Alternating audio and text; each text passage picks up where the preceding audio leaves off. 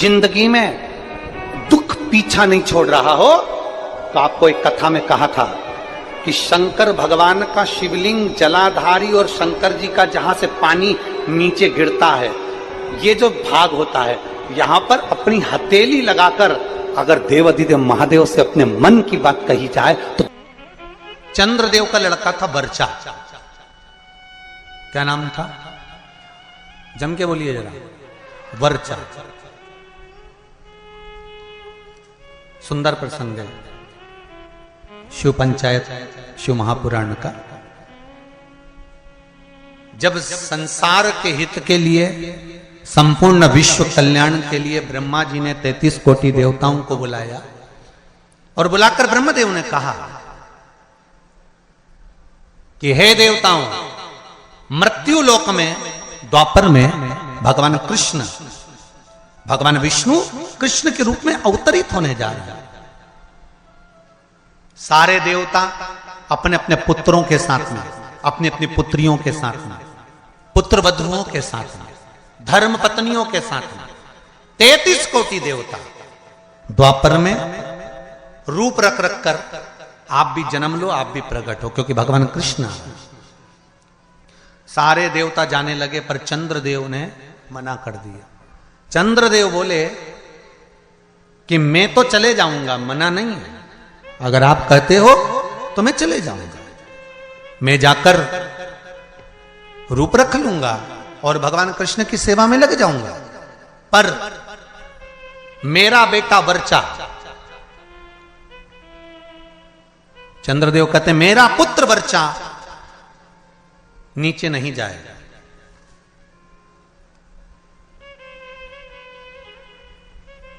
खूब समझाया देवताओं ने। देखिए, जब 33 कोटि देवता जा रहे हैं तो आप अपने पुत्र को क्यों नहीं भेजते?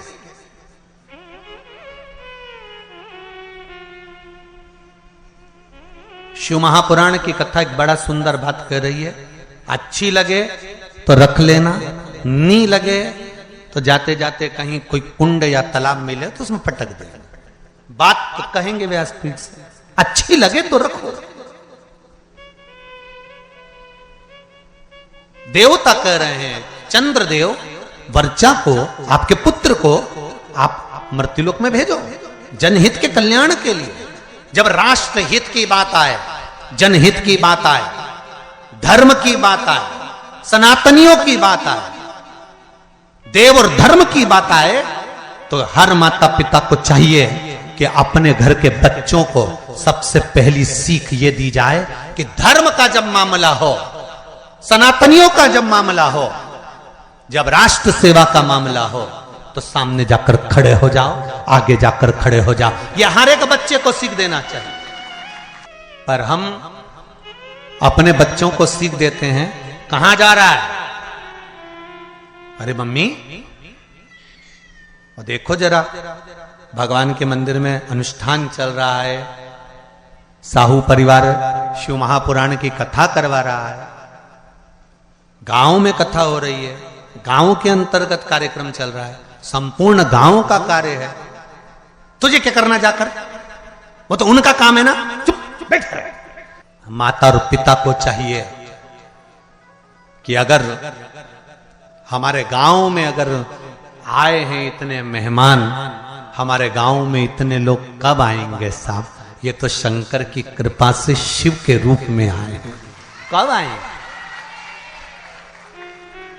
बल्कि घर के लोगों को यह चाहिए कि अपने बच्चों से कहे, तेरी परीक्षा हो गई, पढ़ाई हो गई, एग्जाम हो गए, रिजल्ट अपनी जगह आएगा।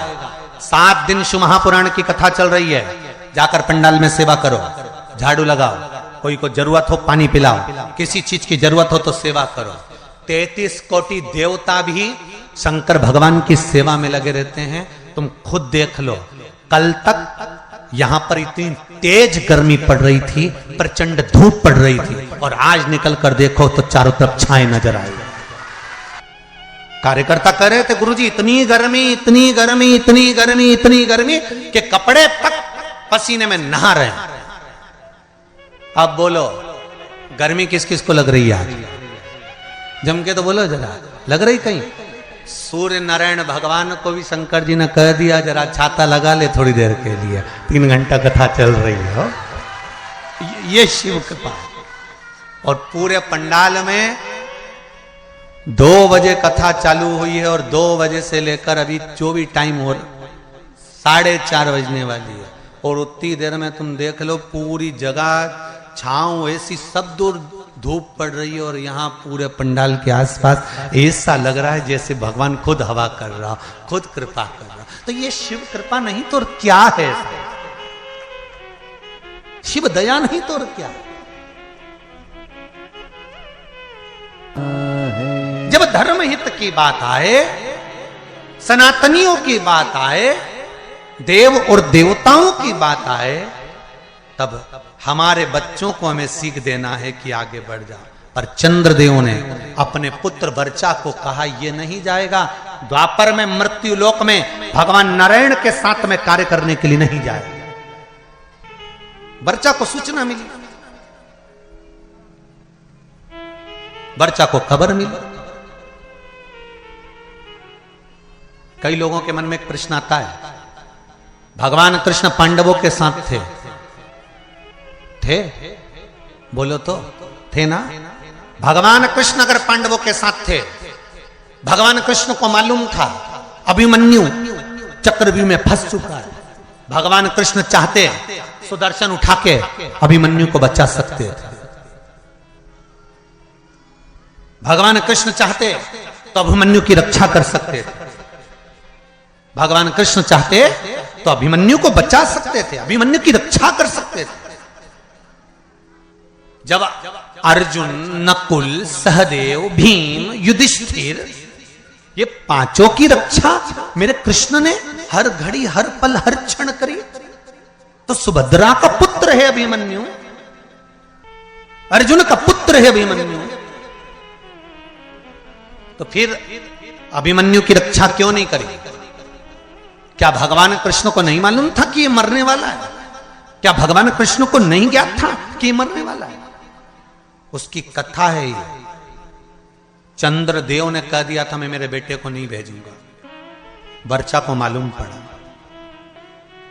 और वर्चा को मालूम पड़ा कि मेरे पिता चंद्रदेव ने मना कर दिया है जनहित के कार्य के लिए, देवहित के कार्य के लिए। क्यों? क्योंकि पुत्र का मोह नहीं छूट रहा, पुत्र आसक्ति नहीं छूट रही।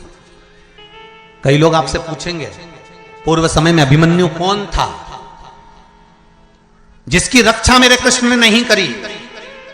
पांडवों की रक्षा करी पर अभिमन्यु की रक्षा नहीं करी। लोग आपसे प्रश्न करेंगे, आपको उत्तर देना पड़ेगा। घर के छोटे बच्चे पूछेंगे मम्मी चक्रव्यूह में अभिमन्यु पड़ा था, महाभारत देखकर कहेंगे जब भगवान कृष्ण पांडवों के साथ थे तो अभिमन्यु की रक्षा क्यों नहीं करी? तो आपको बताना पड़ेगा कि अभिमन्यु पूर्व समय में चंद्र का पुत्र वर्चा था और इसकी रक्षा क्यों नहीं करी, वो भी कथा वर्णन कर रही है। ये शिव पंचायत, शिव महापुराण में चरित्र आता है हमारा। अभिमन्यु का पूर्व का नाम था वर्चा, चंद्र का पुत्र। क्या कमी पड़ गई थी, क्यों नहीं करी? वर्चा को मालूम पड़ा कि मेरे पिता ने मुझे मना कर दिया, मेरे पिता ने कह दिया कि मृत्युलोक में मेरा पुत्र वर्चा नहीं जाएगा, क्योंकि पुत्र आसक्ति, पुत्र मोह, पुत्र का स्नेह बड़ा प्रबल हो। पुत्र का मोही तो था जो धृतराष्ट्र का पूरा वंश डूब गया। अगर पुत्र मोह में धृतराष्ट्र नहीं पड़ता ना तो बच जाता पूरा परिवार, पूरा परिवार बच जाता। पर माताओं और भाई जितने लोग कथा सुन रहे हैं, आपसे निवेदन है इतना पुत्र मोह मत पालना कि तुम्हारी औलाद ही तुमको नष्ट कर दे, तुम्हें बर्बाद कर दे। ऐसा पुत्र मोह मत पालना। बहुत पुत्र मोह है आज के जमाने में, मेरा बेटा, मेरा बेटा, मेरा छोरा, मेरा छोरा, मेरा छोरा, और छोरा छोरा छोरा। और जब आई छबीली